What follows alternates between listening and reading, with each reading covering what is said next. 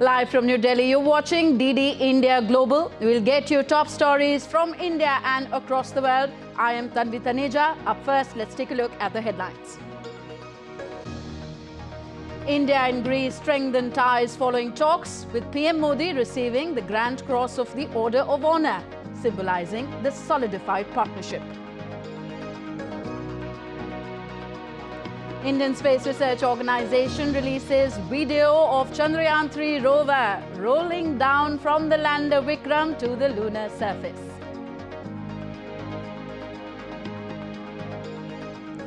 Protesters fume over Fukushima water release, but Japan says it will release test results afterwards. Niger allows Mali, Burkina Faso troops to enter its territory in case of attack. Food and aid pile up at Niger's border as sanctions bite. And Indian Olympic gold medalist, javelin thrower Neeraj Chopra qualifies for the men's javelin throw event at World Athletics Championship.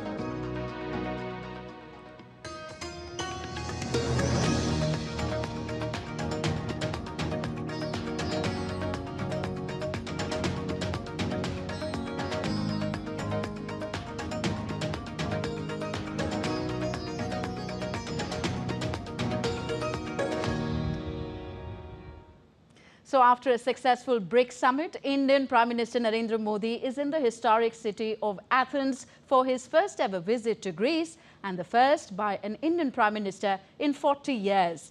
PM Modi and his Greek counterpart Kyriakos Mitsotakis held bilateral talks where the two sides agreed to elevate the relationship to a strategic partnership.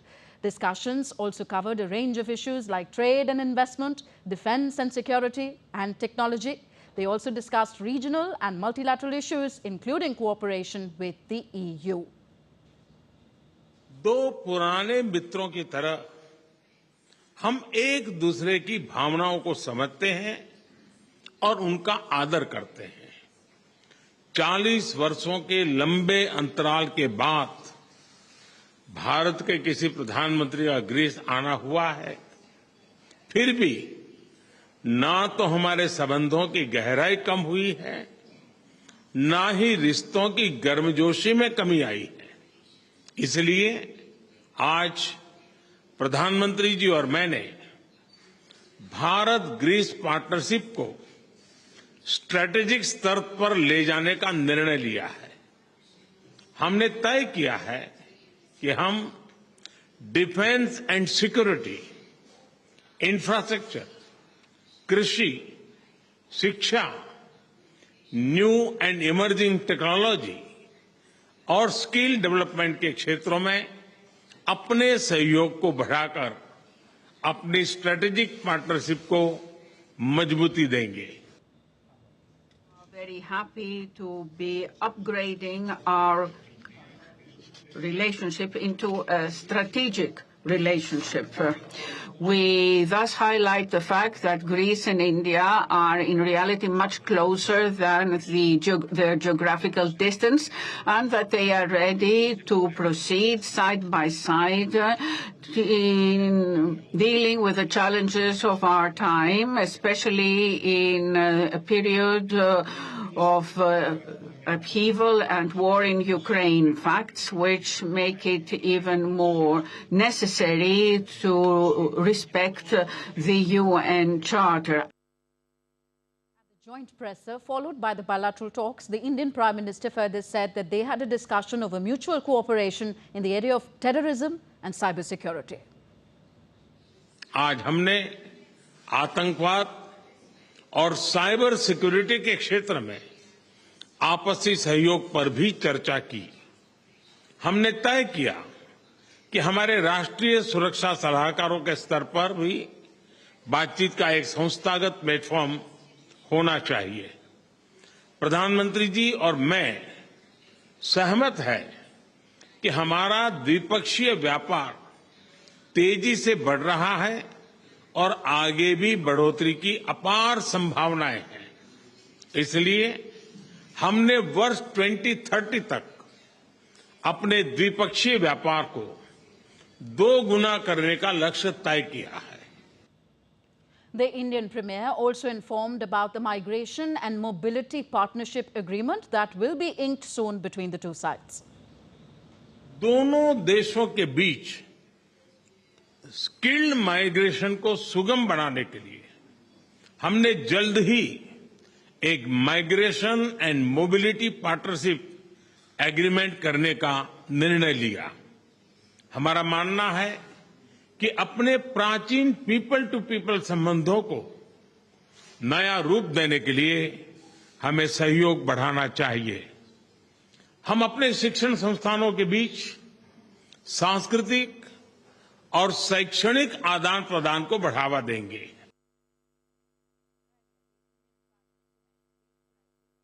Katerina Sakel-Laropoulos at the Presidential Palace in Athens. Democracy, the Chandrayaan mission, women-led development and India's G20 presidency were on top of the agenda.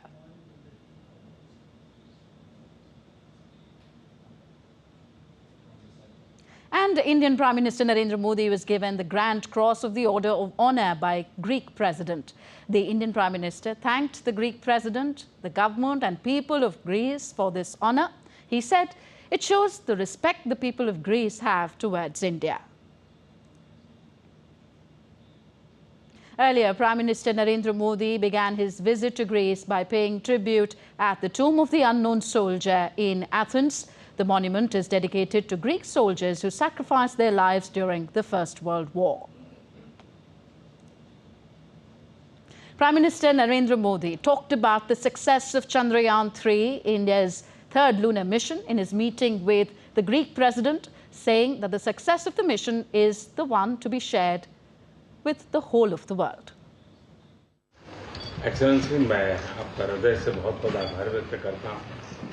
Chandrayaan-3 की सफलता वो सिर्फ भारत की या भारत के वैज्ञानिकों की एक सफलता ऐसा नहीं है, ये पूरी मानव जात के लिए सफलता है और पूरे मानव जात के भविष्य को गढ़ने में विज्ञान के इस प्रकार के साहस और सफलताएं बहुत बड़ी भूमिका अदा करती है। उसमें भी जिस भूभाग पर चंद्रयान-3 ने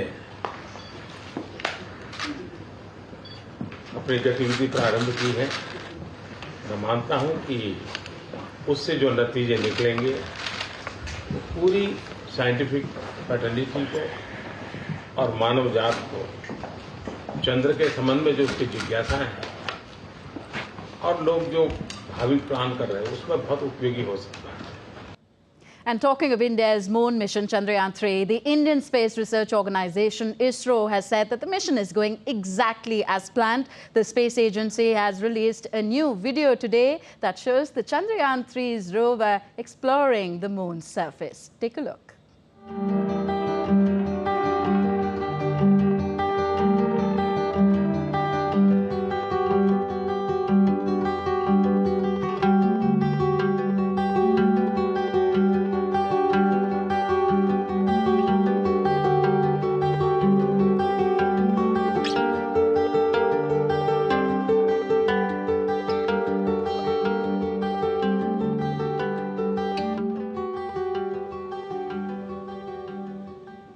Now let's tell you about Indian central state Odisha's contribution to this mission. Several components led to the success of Chandrayaan-3 landing on the moon. One of them is the Central Tool Room and Training Centre in Bhubaneswar in the East Indian state of Odisha. The centre developed more than 15,000 tools and precision components of Chandrayaan-3 lander, rover and the spacecraft. The organisation has also reportedly completed 80% of equipment manufacturing for Indian Space Research Organization's Gaganyaan mission, which is scheduled for 2024. Today, we are able to in a position to supply more than 50,000 components for Chandrayaan-3. This particular project, it took more than 2 years. And total my team is involved in Bhubaneswar Center is around 150 people. And another 45 of my colleagues who have been stationed at in ISRO Bangalore. I really thank entire my team who have been working by 24/7 from last 2 years to make this critical components especially for spacecraft as well as for the lander and rover also. For those of you who don't know, India's Gaganyaan mission is a project that will envisage demonstration of human space flight capability involving a crew member of 3 people that will be sent to an orbit of 400 kilometers into space. Moving on now.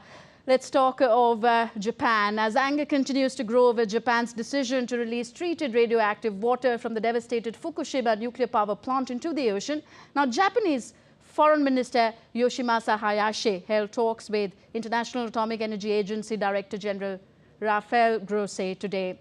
Julia Chapman is in London. She gives us more on this and other stories making it to the headlines around the world. Let's go over to Julia now. Julia, hi. Thanks, Tanvi. Japan's neighbours are continuing to raise objections after the country began to release treated radioactive wastewater into the Pacific Ocean. The release of the contaminated water from the damaged Fukushima nuclear power plant has prompted retaliation from Beijing. The move, which Japan insists is safe, has led to China imposing a ban on seafood from the nation. China is the largest consumer of Japanese seafood. Meanwhile, Japanese Foreign Minister Yoshimasa Hayashi has held talks with Rafael Grossi, the director of the International Atomic Energy Agency, in a video conference on Friday. The meeting comes after Japan started releasing the radioactive water from the Fukushima nuclear power plant on Thursday. The foreign minister assured Mr. Grossi that Japan would ensure that the discharge takes place safely. Japan will continue to take all possible measures to ensure its safety. So we will also ensure, with the IAEA's continued involvement, that the discharge that adversely affect human health or environment would never happen. First of all, let me congratulate you.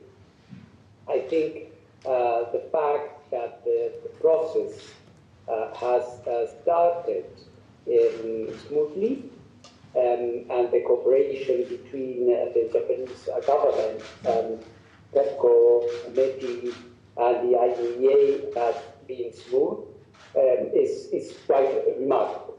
So it's the first step.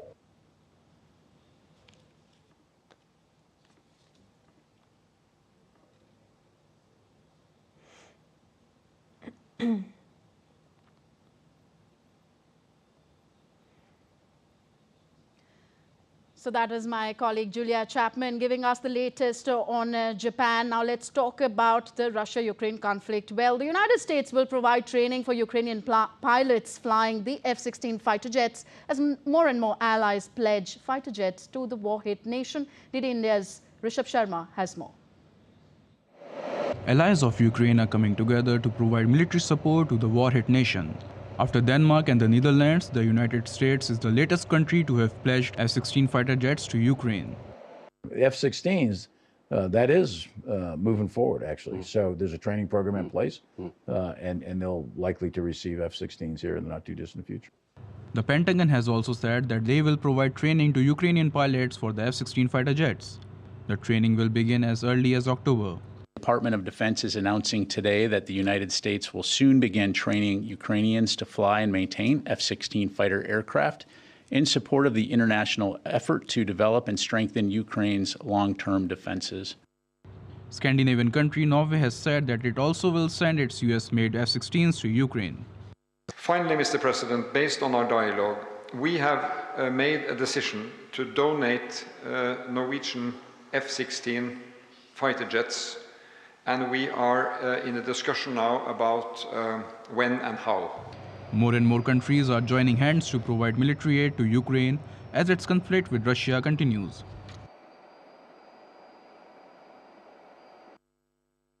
Niger has authorized Mali and Burkina Faso's military forces to intervene on its territory in the event of an attack. This authorization hints that the junta in Niger intends to continue defying regional calls to step down after last month's coup.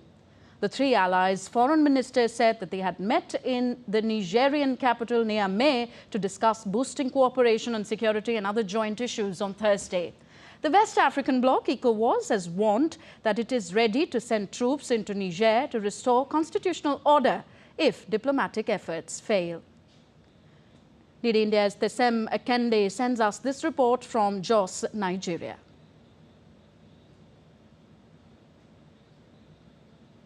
At the moment, President of Nigeria, who pretends to a very great extent, talking about ECOWAS, says they are still open to peace talks and negotiation. Just yesterday, he had a delegation, or he met rather, with a team of Islamic clerics who he had sent to mediate and, interact with the military junta on ways forward, without the use of force. He had a deliberation with them yesterday, and as far as Tinubu is concerned, they are still checking out. They are still open, to negotiation talks, with war and, the deployment of troops being a last resort. So the collaboration of Niger, Mali, and Burkina Faso all together, putting together their forces ready should there be an intervention from ECOWAS. I don't really think it would deter ECOWAS, other members of ECOWAS, talking about Nigeria, Ghana, and other countries who are really in support of the return to constitutional democracy in Niger Republic. That's their stand. I don't think will be so much of a deterrent, because looking at military mights, for instance, putting the military mights of Niger, Mali, and Burkina Faso all together, they don't amount to anything numerically compared to what maybe a Nigeria alone would put in together. So, yes, I don't think it will amount to so much of a deterrent to ECOWAS. So, Tesem Akende, our correspondent, reporting to us from Jos in Nigeria. Still to come on DD India Global. Security is being ramped up across New Delhi ahead of the G20 Summit next month.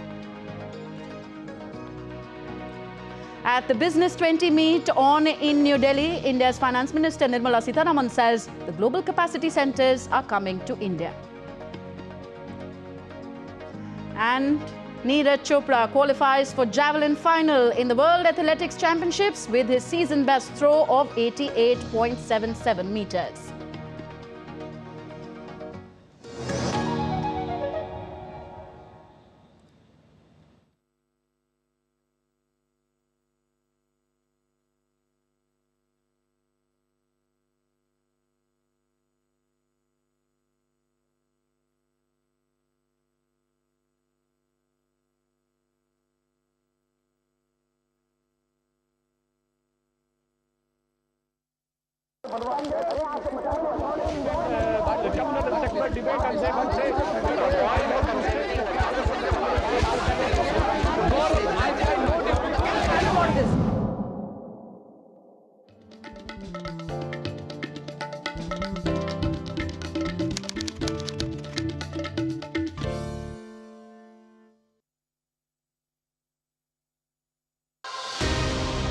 Your name, Ina Krishnamurthy. Yes. It sounds so much like an Indian name. My grandfather fascinated with Mahabharata, Ramayana stories, so he gave my father's name Krishnamurthy. The handing over of the gavel by Indonesian President in Bali to Prime Minister Narendra Modi. Of course, it's a fascinating, memorable history. What does Indonesia think is the biggest challenge in the Indo-Pacific? We don't want this region to be part of any conflict, not unilateral actions. How does Indonesia see the Quad partnership? We see it as a plus.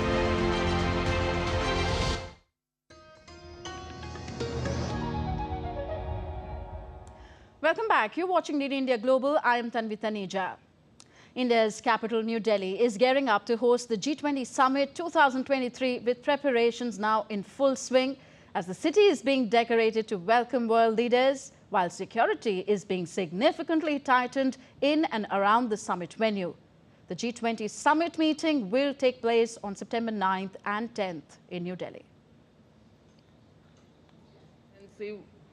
Virtual help desk for all the users, those who are visiting Delhi as a delegates also, as a tourist also, as well as citizens of Delhi, as well as other outsiders who are coming to Delhi.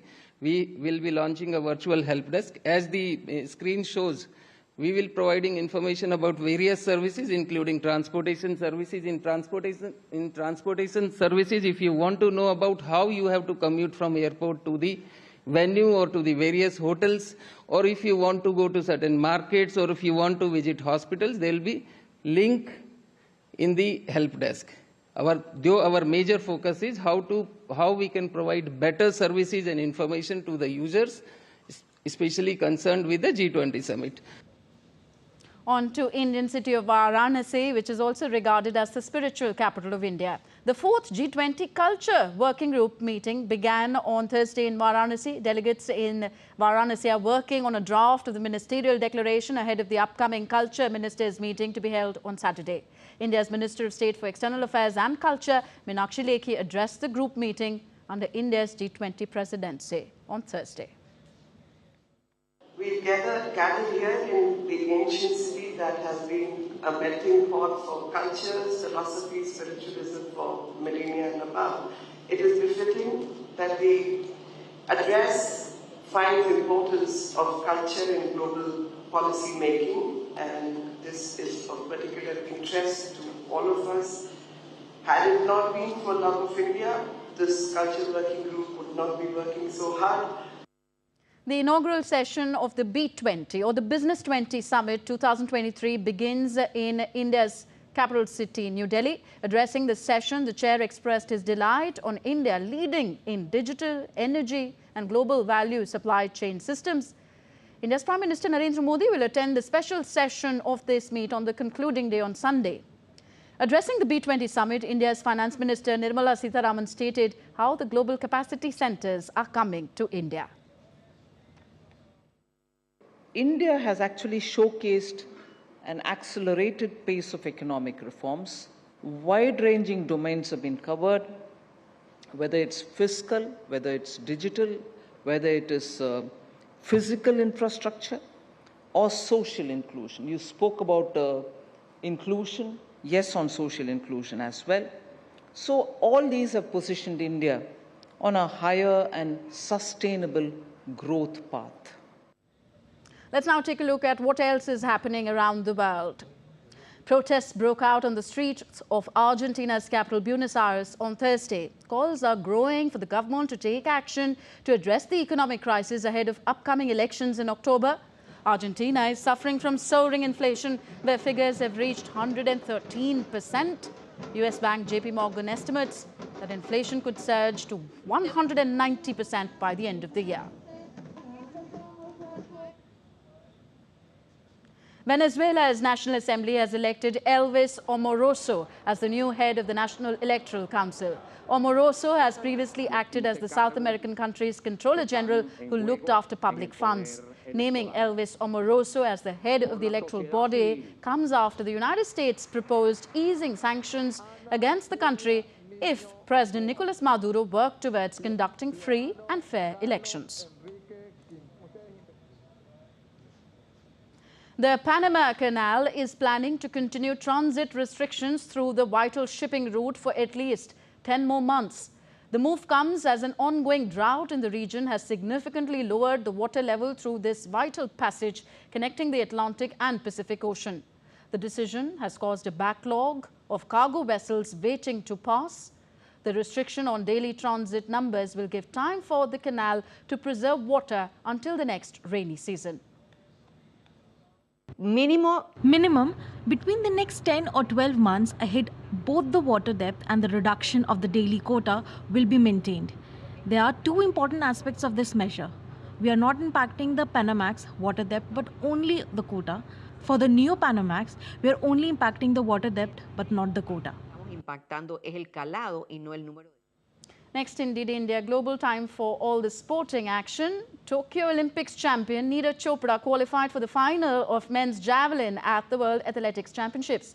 Neeraj Chopra threw his season best 88.77 meters in his first attempt after going 17th in Group A of the qualification in men's javelin at Budapest's National Athletics Center in Hungary. It was well above the automatic qualification mark of 83 meters. Chopra had come agonizingly close to become India's first world champion in any athletics discipline at 2022 World Championships in Oregon, but had to settle for a silver medal after finishing second to Grenada's Anderson Peters. Meanwhile, Chopra also booked his place